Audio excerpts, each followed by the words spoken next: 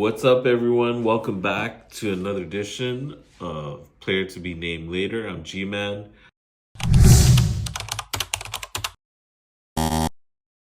We're going to get into some NFL playoffs. The divisional round wrapped up a couple of days ago. Just some crazy games. Obviously, the Texans-Chiefs game, a lot of people favored the Chiefs. The defending champs at home against CJ Stroud, a banged up Houston Texans team. Not that much experience. And obviously the Texans had a lot of, and their fans and team had a lot of questions about the officiating, which I don't blame them.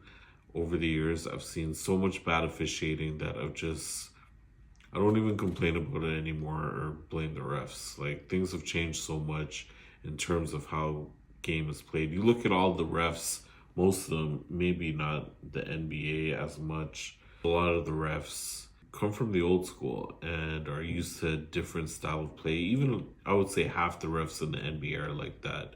But they have a lot of younger refs these days. But NFL refs, you look at those guys, a lot of those guys are from the older generation of football.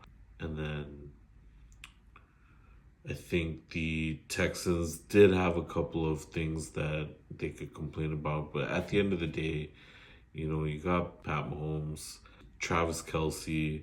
Those two guys just, when the time came to it, they made the plays down the stretch. The Texans Chiefs weren't too surprised at that outcome, with the Chiefs moving on to the AFC Championship game for what seems like, I don't even know, y'all. I didn't even look it up. Probably the 5th or 6th straight season they've done it.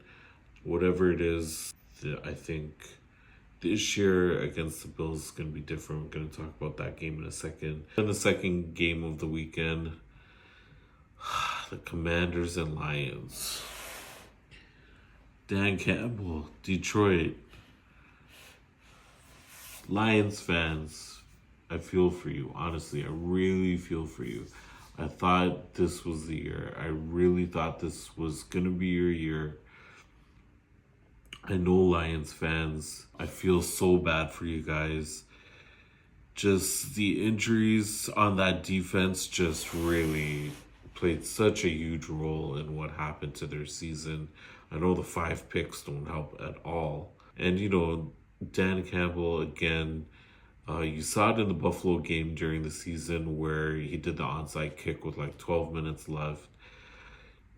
Pulling that trick play with Jameson Williams throwing the pick, you didn't need that at that point. And I just thought it was a risk maybe they didn't have to take. I love Dan Campbell as a coach, don't get me wrong. But just those 1-2 plays, they really come back to haunt you, especially in the playoffs. And Lions fans, again, I feel really, really bad for you guys. But again, the injuries on defense, even, you saw it the way Jaden Daniels played it. Anytime you got a chance to escape that pocket and rush and pick up yards with his, by running the ball himself, he did it, and it made such a difference for them.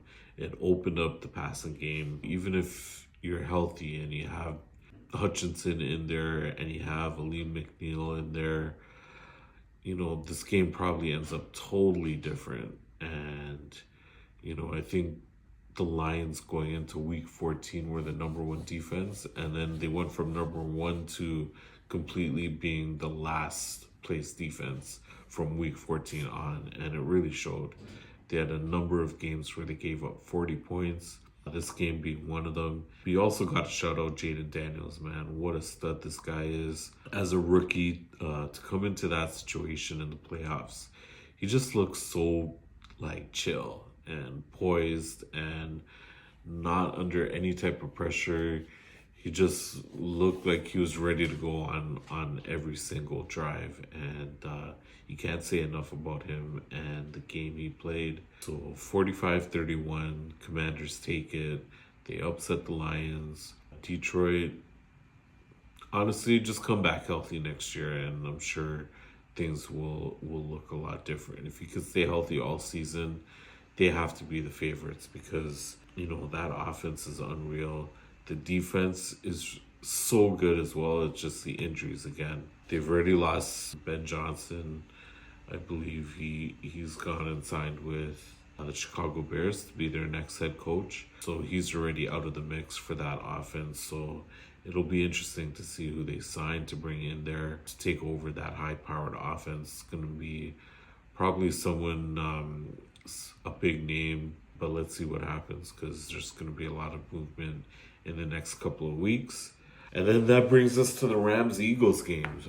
You know, the Eagles are a really big question mark for me because Saquon is unreal. I think Jalen Hurts and A.J. Brown, I think Jalen Hurts just maybe presses too much and tries to make the big play when he really doesn't need to sometimes. And it just really comes back to a lot of people questioning his game.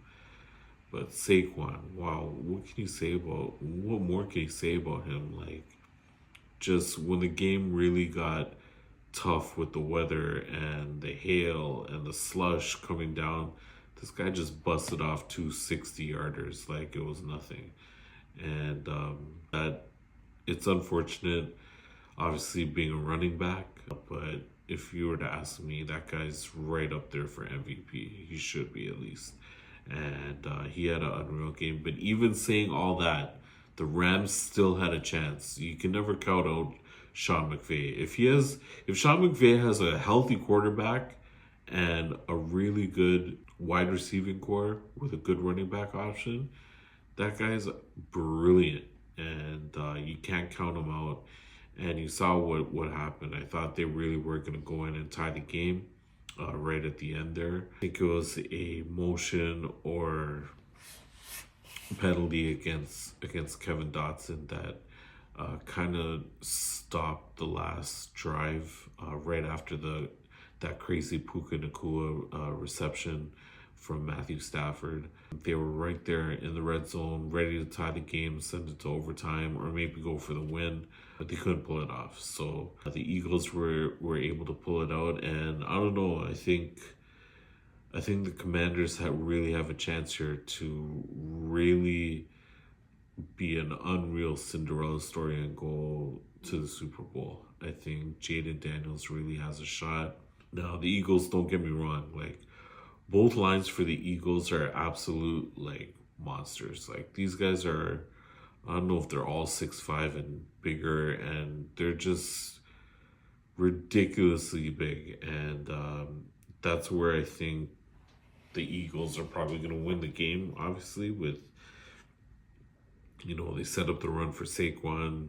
They cause havoc on the defensive side of the ball with that size and stopping the run. But let's see what Jaden Daniels can do. He has his whole squad, and I think they could shock the world and actually beat the Eagles. And the way they're playing, who knows what could happen on Sunday. And finally, for the last game of the weekend, it was Lamar Jackson and the Ravens against Josh Allen and the Bills. Probably to a lot of people, this game was a letdown, but it was good old-fashioned football, if you ask me. And one thing I'll wrap up the entire thing for the NFL this weekend was turnovers played such a huge part of what happened in every game. But just to finish off with this game, Lamar Jackson did everything he could. Unfortunately, Mark Andrews dropped the 2-point conversion. You can't really blame it on him. He's such a come-through stud tight end for the Ravens, has been for a long time. Being a Steelers fan, I absolutely dread watching him against my Steelers because he is such a good player. But he had a couple of huge mistakes in that game. But again, that's not why the Ravens lost. And, you know, the Bills had their share of mistakes as well. I think that game was probably the hype got to the players a little bit. It ends up being a 2-point game. The Bills pull it out. They're off to the AFC Championship against the Chiefs. And like I said, for the entire NFL playoffs for the division round, turnovers were such a huge factor. And you look at one team and it's the Chiefs. And that's probably why they didn't lose that game, is They take care of the ball. Houston had a couple of big turnovers. The Lions had 5. The Rams, the Eagles, there was both teams had some crazy turnovers, some crazy miscues. They didn't take care of the ball. And then you look at Lamar Jackson, you know, Mark Andrews, both had big, with the drop, but then also with fumbles. Mark Andrews goes across the middle, catches the ball, gets stripped. Lamar Jackson tries to escape the pocket, makes a move, fumbles the ball. Turnovers, man. The playoffs, you really have to value those possessions, especially against quarterbacks who could just turn those so easily into points.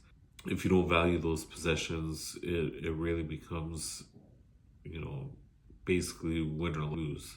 Because, like I said, if you're turning the ball over against quarterbacks who can really drive their team down at any time, and you look at the starting quarterbacks, CJ Stroud, Pat Mahomes, Matthew Stafford, Jalen Hurts, Jared Goff, Jaden Daniels, Lamar Jackson, Josh Allen, like those are the top of the top quarterbacks when you think about it in the NFL right now.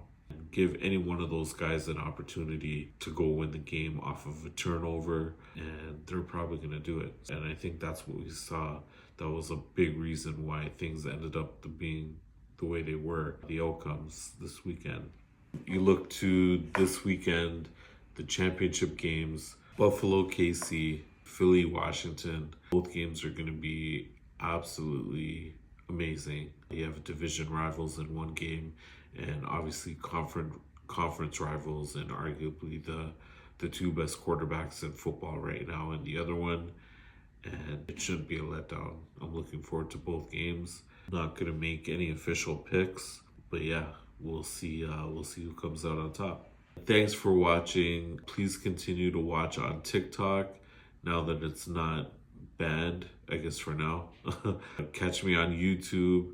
I'll put the link in my bio. I really thank you for all the comments and support. Continue to tell people to watch. Share my videos if you can. Come check me out on IG.